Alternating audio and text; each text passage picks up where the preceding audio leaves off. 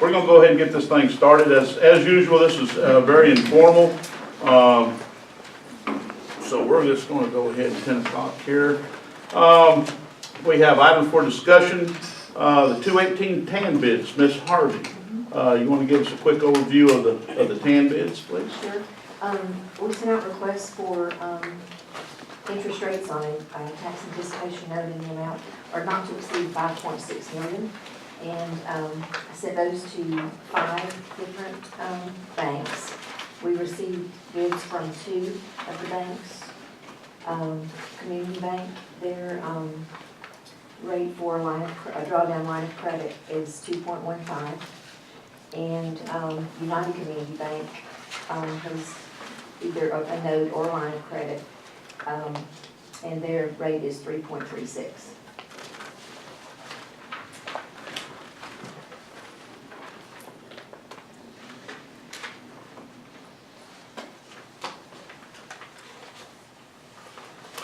Any further questions on those?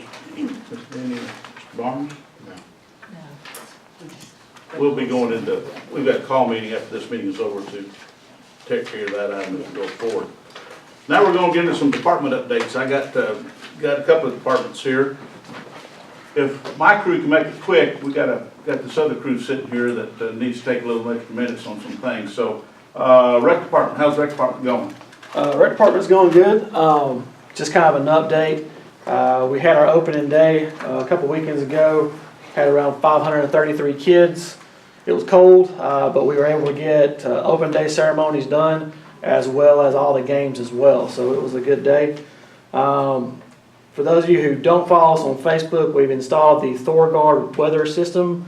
It works. We were on a ball field last Thursday, and it actually ended up going off, and sirens and strobes. We're going to have to adjust the sensitivity a little bit to try to get a little more earlier warning than.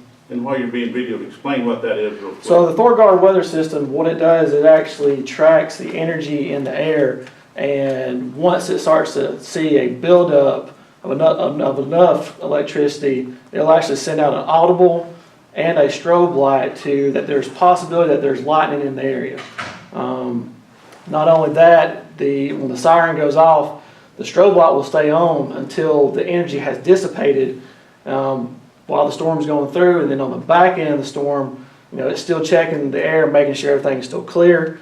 And then once the energy is out of the atmosphere in the area, you'll have more audible alerts saying it's okay to come back on the field, provided the fields aren't flooded with water, and then the strobe light will actually go off as well. So it's very technologically advanced. It's what they use at the Masters, I found out as well. So they use it at airports, several gun ranges for, I don't know if it's GBI or who it is, but they use it as well. So it's very well known.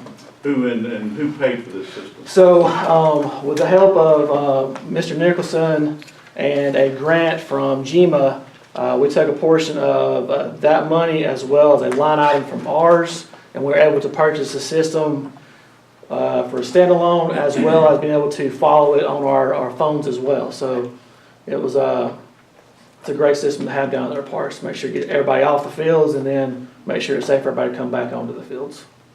So. Any further questions for Mr. Jones?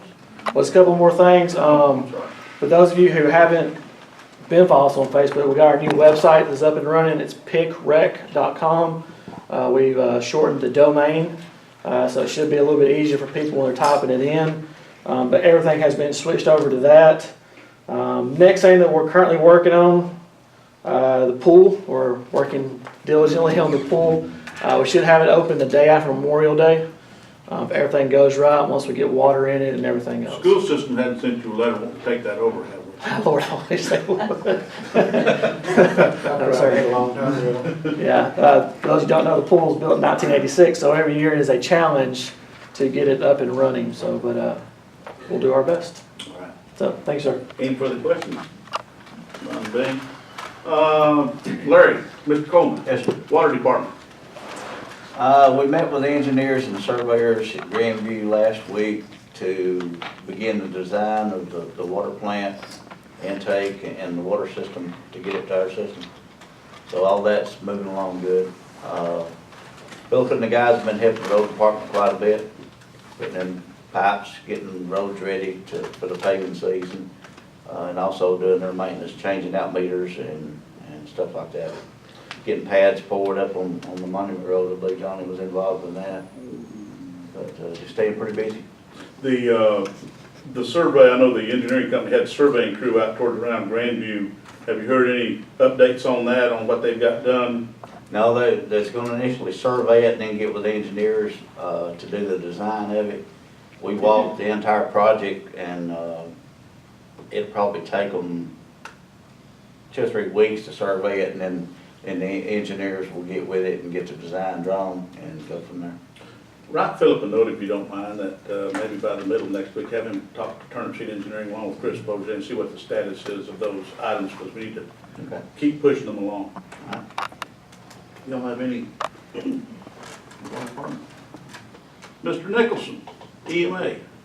EMA, we just finished up the grant for the generators, we received the check.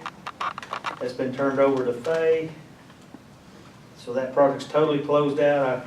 I scanned an email to the GEMA Monday. The only thing we have still out, we did a pre-application generator bid, asking for 5 more generators. And that's at GEMA headquarters right now, and that's where that stands. Hopefully we'll know. That's for more for the booster pumps. That'll finish all our booster pumps, and as well as one for Public Works, because that's a critical facility. Not only do we need all Kim's people, but it also is the fuel depot for all county agencies. As far as us, the sheriff's department, we all get fuel from that one thing, so we need a generator to make sure if something happens, that we keep that service going, to keep us operational. All right.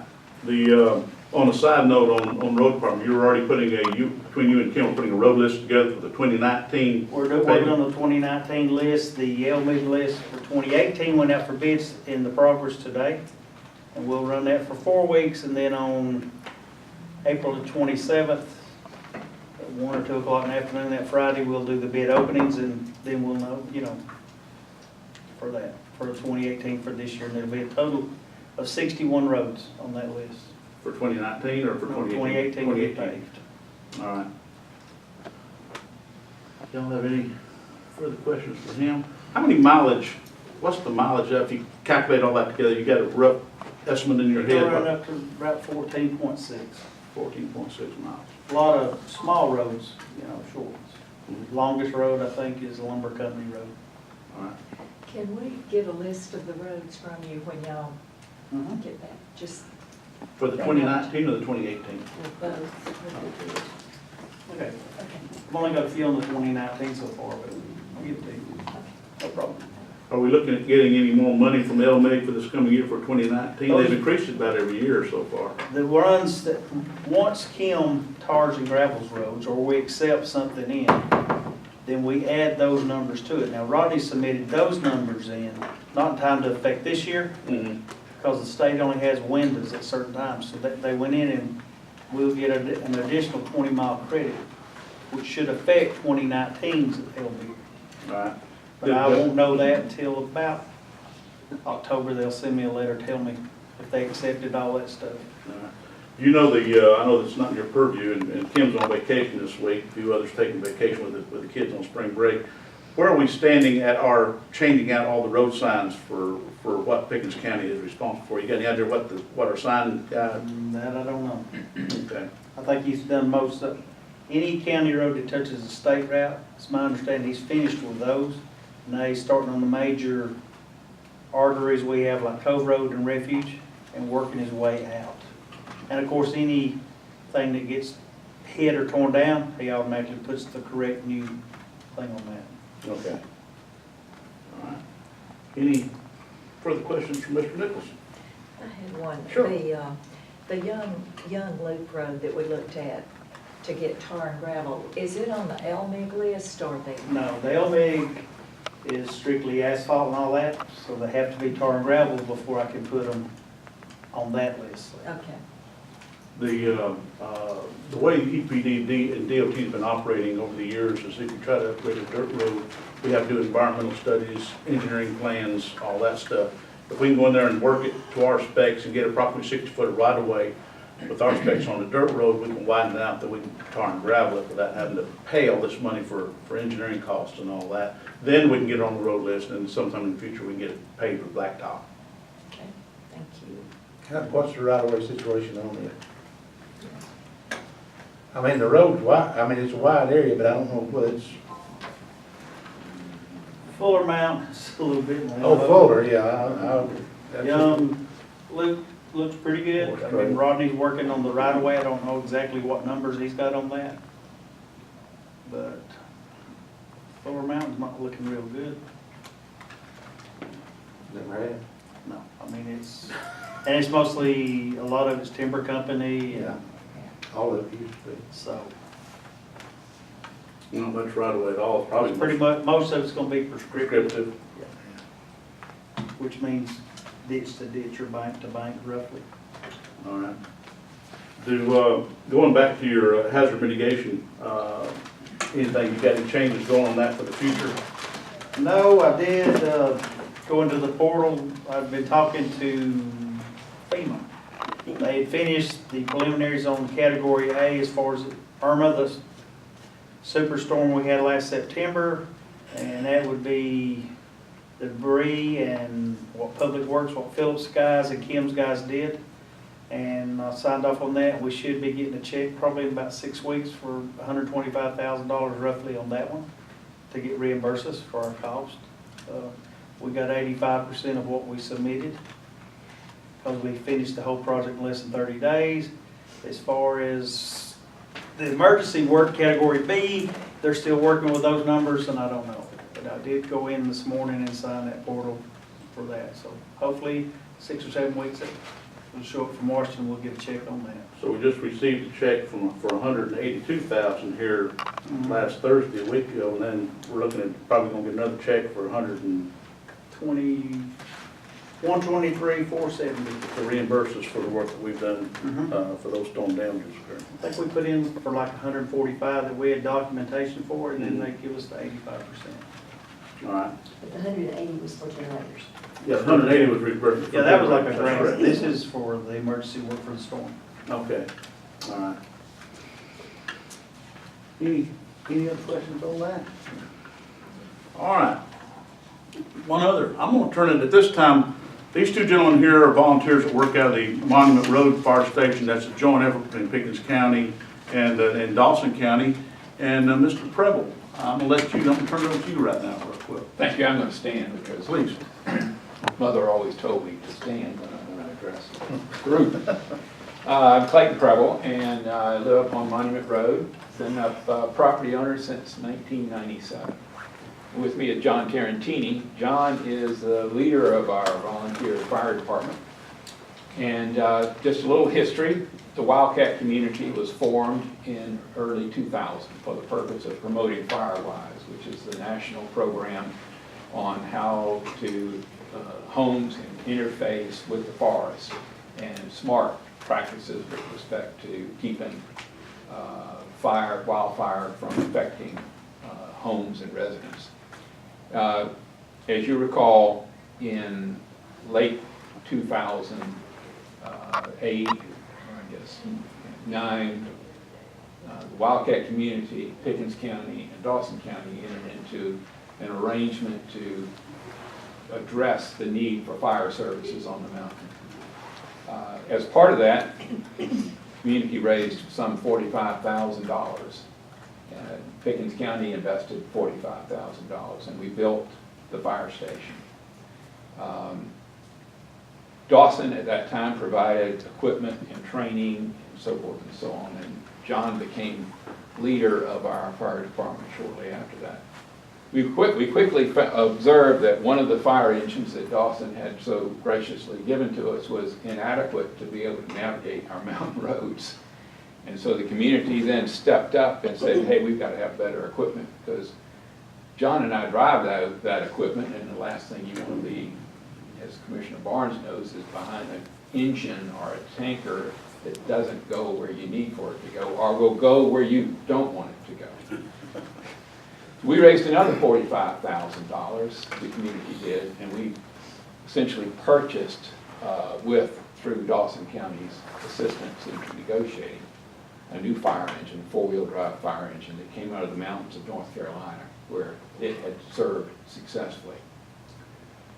I'm gonna turn it over to John now, let him give you some statistics and talk to you about the need for greater water services on the mountain. John. Morning, Commissioner. We've had 191 incidents since we opened the fire station.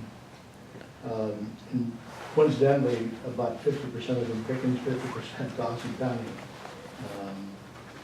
Of those 191 incidents, 6 have been major structure fires, 4 of them in Pickens County. Some have been brush fires, most medical. And of the 14 volunteers we have up there, all are medical first responders, and the rest of them are either a paramedic or firefighter support. We've expended 39,000 gallons of water on one fire alone. So a lot of our water is to help extinguish fires that drift into mountain community, where there's 2,700 homes plus at stake, Bent Tree and Big Canoe. So the water source is pretty significant and important. We have 45,000 gallons of water up there now in the tank. So our ability to get water conveniently and quickly is important to us all. And we wanted to come down and thank you for the commissioners as well as the county for their support in helping our community to be safer. Thank you, John. So Dawson County, the municipal approached us early last year, and said, we've got a sister tank, just like the 45,000 gallon tank we got, and we'd like to make it available to y'all. So that would give us 90,000 gallons of water storage, because as John already indicated, one fire, we use almost half of that storage. So the community, Wildcat community again stepped up, and we had a fundraiser, and we've raised some additional funds. We appreciate the county's leadership in recognizing the need that, you know, if we figured if we had a foundation, then we could get Dawson to bring the tank. And y'all have stepped up, and y'all have helped to provide the foundation for this new tank, which is in place. And the community, I'm pleased to present to the Pickens County government, maybe I should give it to Faye, a check for $10,000 from the Wildcat community as a reimbursement to y'all, and thank you for your support of getting that foundation in place. Oh, Thank you very much. Thank you very much. Appreciate it. So that brings, the Wildcat community now has raised over $100,000 to improve fire services. And we've also been the beneficiary of that, because we're getting older, some of us are. And so we now have medical first responders. We've got the ability to fight some fires. We don't go inside, but we put water on the outside, and we've saved at least one total house from being burnt down, because we got there and got water on the lightning strike on a detached garage before it could burn down the house. And John's done a great job of leading our volunteer efforts, and you know, we appreciate the partnership that we've got with you folks, and look forward to more things in the future. Thank you, Lee. Quick question. What did it bring your ISO ratings down now that you've got this fire station up there? We're a 5 now. You're a 5. Went from a 10 to a 5. That's right. Congratulations. Y'all want a picture right quick? We'd love to. Progress, would y'all please? How do you want to do this? We're right here, right in front. Clayton, they're not used to people bringing money. This is new. Keep an eye, make sure Faye gets that. We're usually here begging anyway. Only a tax man would say that. We'll hold it as best we can. I'm sorry. Like I'm dominant. We've been preserved. Thank you. Thank you. John, thank you very much. You're welcome. Thank you very much. Thank you, appreciate it.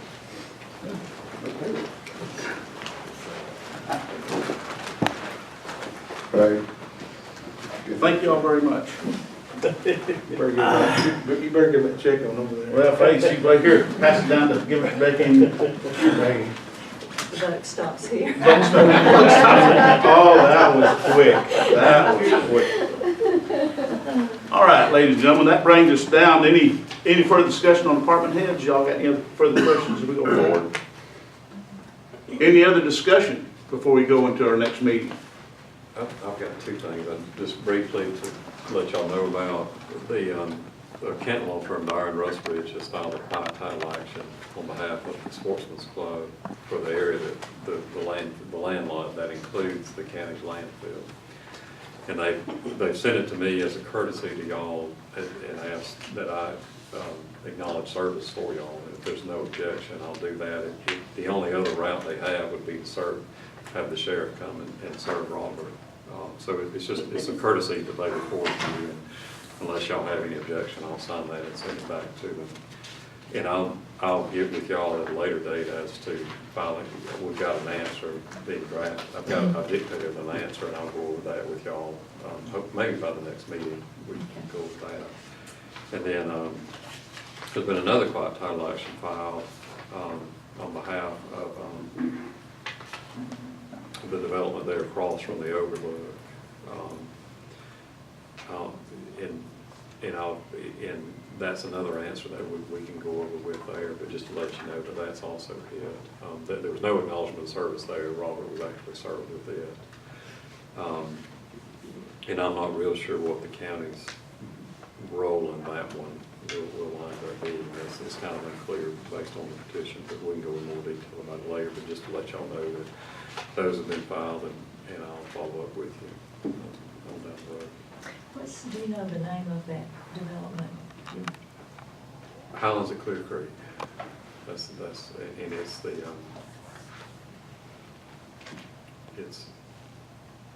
there was an error in the survey up there where Cody Laird, who was not associated with that development, had bought some property and they resold it basically. And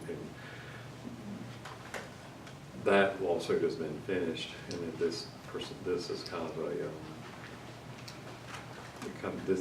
it looks like they're trying to deal with the implication of the tax sale in the chain of title. All right, any other further discussion before we go into our call meeting? All right, ladies and gentlemen, we're going to call this meeting to an end. At this time, I'd like to go into our called meeting, bring this thing under the call of order. And the agenda is authorize the chairman to sign the TAN documents. We've all heard the two bids that we've had in regard to the TAN for this year. Is there anything else you need to explain to that? You'll need a motion to accept Yeah. the bid that y'all choose. I need a motion to accept that particular. Which particular TAN document you want to go with? Community Bank. So I have a move to accept from Community Bank from Ms. Denny. Second. Have a second from Mr. Barnes. Any further discussion? None being, all that favor, let know by saying aye. Aye. None opposed. Thank you. That move has been done. So we've accepted the documents. Now I need an acceptance to be able to, the chairman to sign those documents. Can I get a move and second to give me the authority to sign? Second. Have a move and second to sign. Any further discussion? None being, all that favor, let know by saying aye. Aye. None opposed. Thank you all very much. We're going to go ahead and get those documents signed. At this time, this meeting is now adjourned. Hope you all have a good weekend. Stay warm. Looks like winter time's moving back again. So thank you.